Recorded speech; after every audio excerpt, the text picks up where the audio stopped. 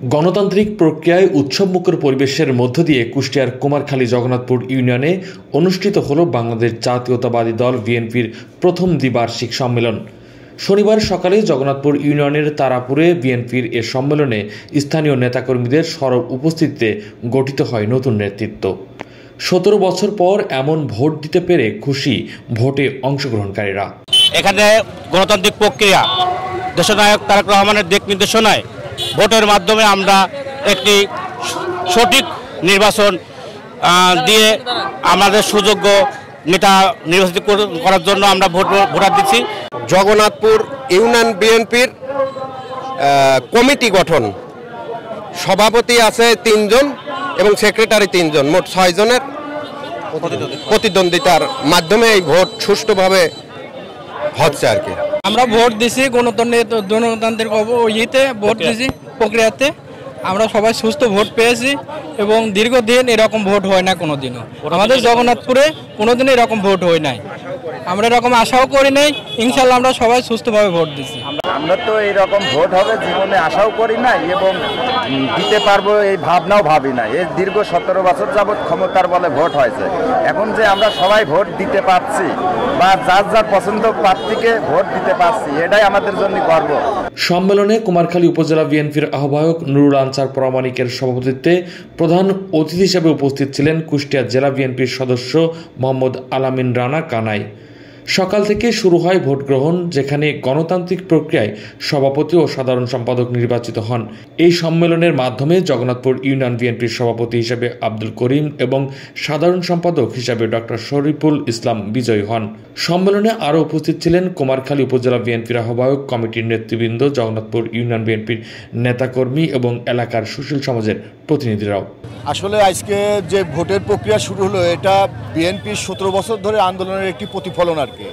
17 বছর ধরে আমরা আন্দোলন করে আসছি গণতান্ত্রিক উপায়ে ভোটের প্রক্রিয়া চালু করার জন্য। সেটাই আমরা 5 আগস্টের পরে আমাদের বিএনপির ভারপ্রাপ্ত চেয়ারম্যান জনাব তারেক রহমানের নির্দেশে আমরা সারা বাংলাদেশে বিএনপির যতগুলো কমিটি হবে, মূল দল এবং অঙ্গ সংগঠন, প্রত্যেকটা কমিটি এরকম ভোটের মাধ্যমে গণতান্ত্রিক উপায় হবে এবং আমরা বাংলাদেশে একটি গণতান্ত্রিক রাষ্ট্র তৈরি করতে চাই। তারই এটা একটা প্রথম পদক্ষেপ আর কি।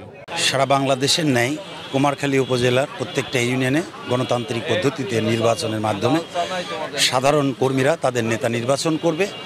এটা আমি মনে করি বাংলাদেশে নতুন একটা মাত্রা যোগ হয়েছে রাজনীতিতে, গণতান্ত্রিকভাবে দলের নেতা নির্বাচন করা। এটাতে সাধারণ মানুষ খুবই খুশি এবং নেতাকর্মীরা একটা স্বস্তির নিঃশ্বাস ফিরে পেয়েছে যে তাদের পছন্দ মতো নেতা তারা নির্বাচন করতে পেরেছে। যে ইউনিয়নে একাধিক প্রার্থী হবে সেখানে যেভাবে ভোট হচ্ছে সেভাবে হবে, আর একাধিক প্রার্থী যদি না হয় সেখানে তো আমাদের কিছু করার নেই। সেই তো 11টি ইউনিয়নে আমরা একই পদ্ধতিতে ভোট করতে চাই, সেখানে যে নেতা নির্বাচিত হোক আমাদের কোনো কিছু বলার নেই। এবং সেইভাবে আমরা থানা কাউন্সিল যেটা করব, সম্মেলন করব আমাদের একই পদ্ধতিতে, তখন নির্বাচন কমিশন হবে হচ্ছে জেলা থেকে। আজকের এই দিনটির জন্য আমরা 17 বছর আন্দোলন করেছি, গণতন্ত্র ফিরে চাই। গণতন্ত্র শুরু হয়েছে, আমরা এটা বাস্তবায়ন করতে চাই। আমাদের মাননীয় ভারপ্রাপ্ত চেয়ারপারসনের নির্দেশ, সুস্থ সুন্দরভাবে ভোটের মাধ্যমে দলের নেতৃত্ব গড়ে তুলতে হবে। আমরা সেই দিকে এগিয়ে যাচ্ছি। আল্লাহ আমাদের সহায়। আমরা খুবই সন্তুষ্ট আজকের এই ভোট দেখে বা প্রার্থীদের আমাদের সঙ্গে একাত্মতা করে ভোটের মাঠে সবাই অংশগ্রহণ করেছেন। অতীত ফ্যাসিস্ট সরকার সকল দিনের ভোট রাতে নিয়েছে। আজকে বাংলাদেশ জাতীয়তাবাদী দলের ভারপ্রাপ্ত চেয়ারম্যান, আগামী দিনের রাষ্ট্রনায়ক জনাব তারেক রহমানের নেতৃত্বে দলের ভিতর আমাদের গণতন্ত্র ফিরে এসেছে।